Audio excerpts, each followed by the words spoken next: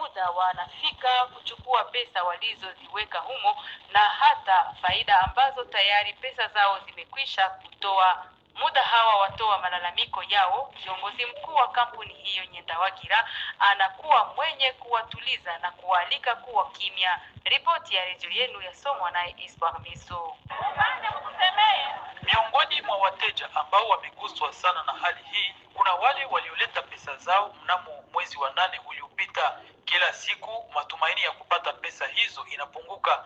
Wanashurutisha toka kwa viongozi wa kampuni hiyo kurudishiwa pesa zao ili wawe na uwezo wa kujibu kwa hitaji kadhaa za jamaa zao.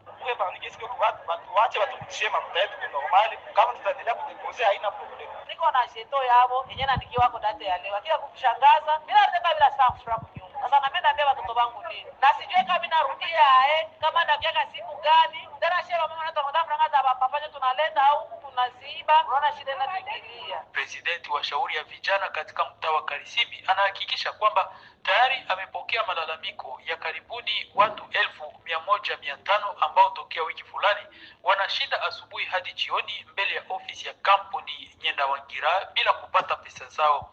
Claude Rugo anatahadharisha kuhusu umuhimu wa kuzidisha umakini kwa pamoja ili kufunga njia kwa jaribio hii ya ukorofi dhidi ya wakaaji wa Goma ambao tayari wanapitia hali ngumu za maisha. Wachunguze hii kitu na wajue kama hiyo kitu kufuatana tu na malalamiko ya watu wenye wako kunakuwa servi, hawako wanapatiliwa pesa zao. Ngizi waliweza kuhimiziwa. Imeonekana mmekuwa manyanga mingi, kesho itazala wizi yenye itasumbua tena psychologiquement population yetu ya Goma ishapokuwa iko traumatize hizi siku. Baada ya kupata habari hizo, kiongozi mkuu wa kampuni Nyendawagira anaalika wamoja na wengine kwa utulivu.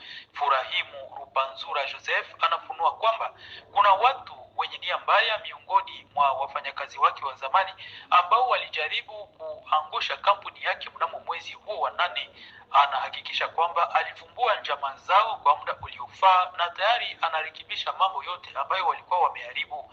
Kwake Furahimu Rupanzura Joseph, sherti wakaaji hawa wasubiri tena muda fulani ili kila mmoja apate pesa zake namna ilivyopangiliwa. Kusudi yao ilikuwa kusema wapeleke oriente movile kwenye mifumule vile 34 dale kadri kuwa au bashipate epi na ile imeleta tizesha kampuni na wakati deposit inakuwa kidogo inaacha siku zinakuwa za mingi za kuita. Muda ambapo fununu hizo zaendelea kuzagaa, wakaaji wengine wa Goma wanaonekana kuaminia kampuni hiyo na wanakuja kila siku kuleta pesa zao mikononi mwake.